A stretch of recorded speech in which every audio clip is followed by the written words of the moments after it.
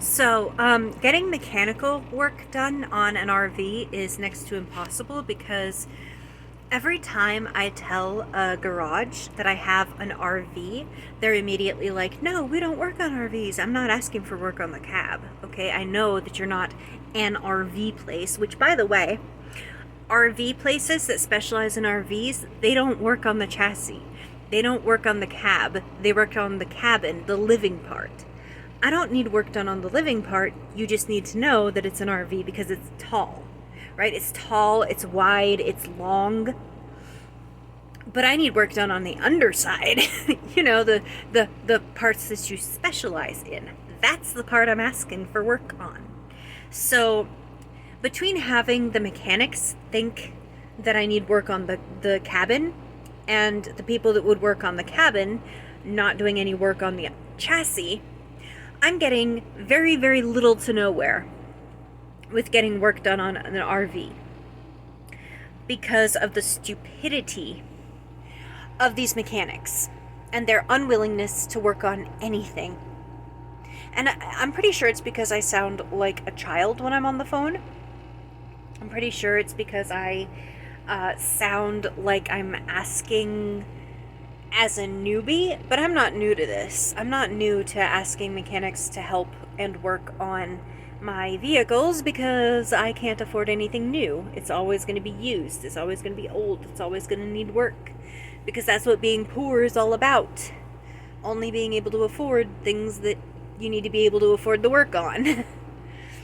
And also, the RV park that I'm at right now, well, it's not really an RV park, it's a public park where you can park your RV, hook up to electric, there's a bathroom nearby, there's a shower in the bathroom nearby. It's perfect for me, for now.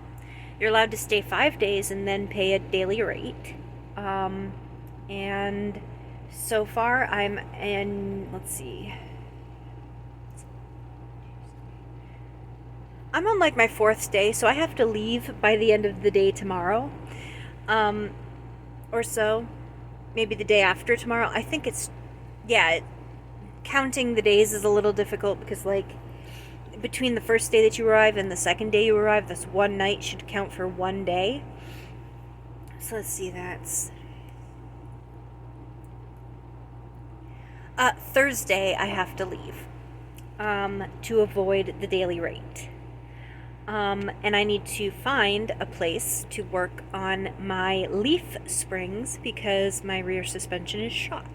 The leaf springs point downward. That is not good. Your leaf springs should be springing upwards so that, when you go over bumps, it kind of boo, boo, boo, boo, boo.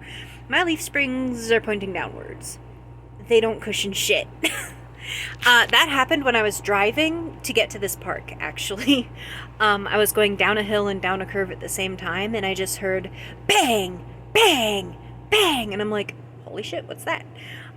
Turns out it was the bands on my leaf springs, because leaf springs have bands around them to hold each spring together, because the springs move independently, but they still need to be relatively close to one another, so they have these bands around them. And the bands popped off, which led to the springs sagging downward. So they need to be replaced. It's an ASAP kind of deal. It's not like an emergency repair. I can still drive it, but it's not safe to drive because if the other bands snap off on the back part of the leaf springs and if the leaves themselves come loose, they can fly out at 45 pounds. They can, like, behead a driver. So I'm going to have to go slow, and I'm going to have the work done as soon as possible. There is a place in town. They said they were going to call me back. I'm probably going to have to call them. I had to leave a message yesterday. They were supposedly open, but they didn't answer their phone. They supposedly said they were going to call me back. Nobody wants to work on this vehicle, even though it's, part of the people that need work. I don't know what to do.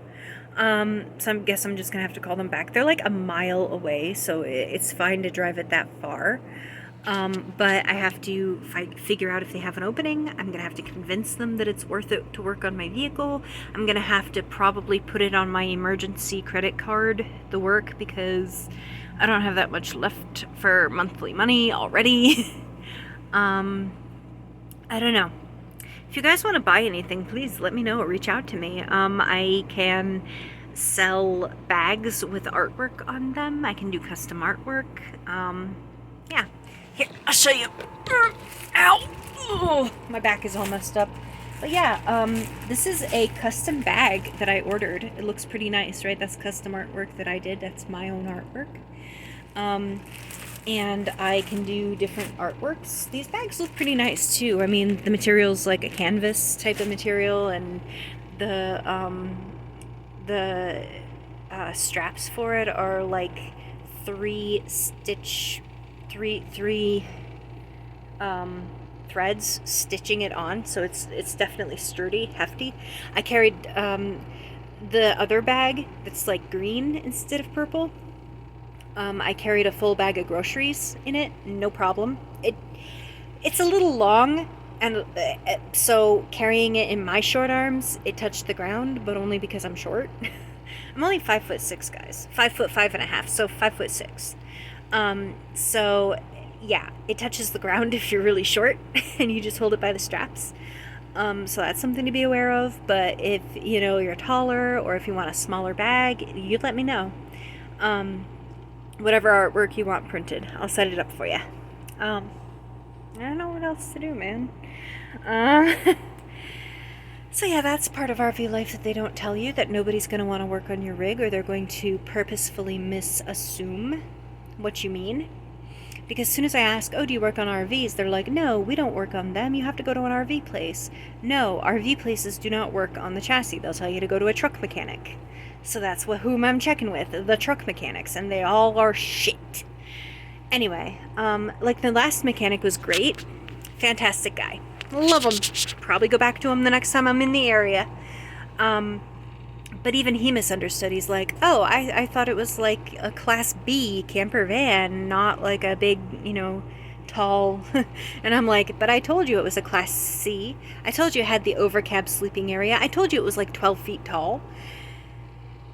And he's like, oh, well, I said I was going to do the work, so I'll do the work. And it was an oil change. He had to, like, do it from the ground. He couldn't, like, put it on a lift. So it was fine. He could still do the oil change. But, like, he was like, I didn't think it was so big. And I'm like, I told you! Ugh. Anyway. So, yeah, that's going to do it for this video, I guess. Oh, and something else that happened, actually. A couple of fun stories. So I'm in a public park, right? They have electric hookups, etc. for the campers who are parking in the RV area, right? It's like this little dirt path pretty much through the grass that you park on, and then you have like electric hookups. Well, the electric hookup boxes, a couple of them have started to fritz out, and I was panicking a bit because it's been like 100 degrees, right? My face is all red. I'm allergic to something. I don't know. So, yeah, 100-degree heat, me panicking, trying to find one of the boxes that's not on the fritz. It sucked.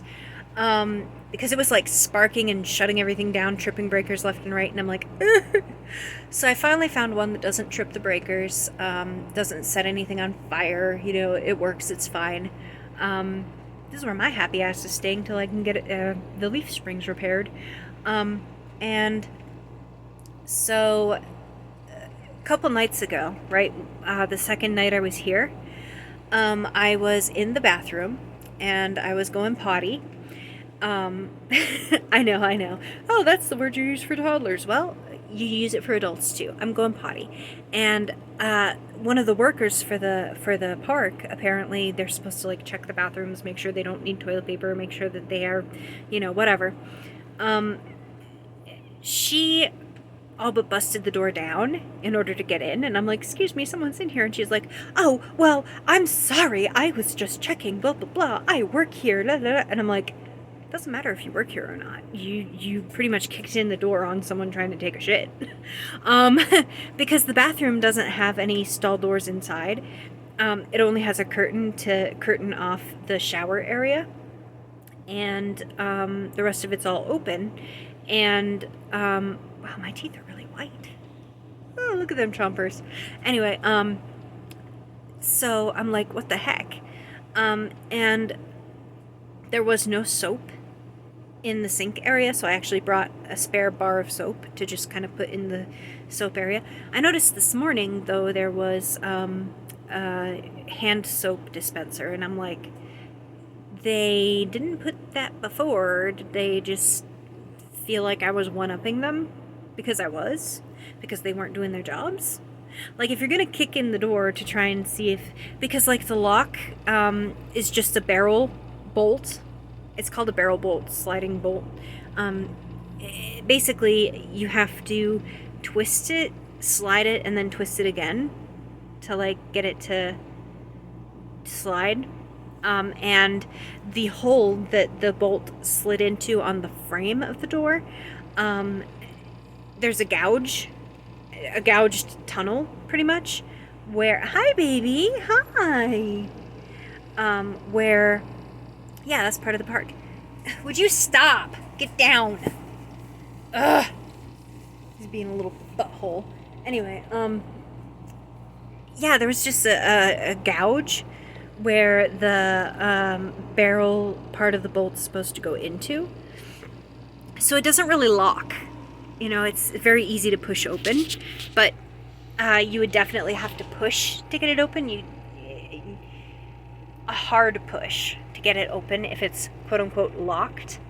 So yeah, she like really pushed it to get it to open. Like, excuse me, that would indicate that someone's in there, wouldn't it? So I have to put my cane underneath the door handle to kind of prop it closed, so that way if they do try and bust the door down again, it'll be a little harder for them to get in. Yeah, so that's fun. And of course, it's never going to be their fault. They're just doing their job by kicking in doors and watching people poop. Anyway, so I guess that'll do it for this video. Say bye-bye, baby. Hi, fatty. Say bye-bye. Okay, he says bye.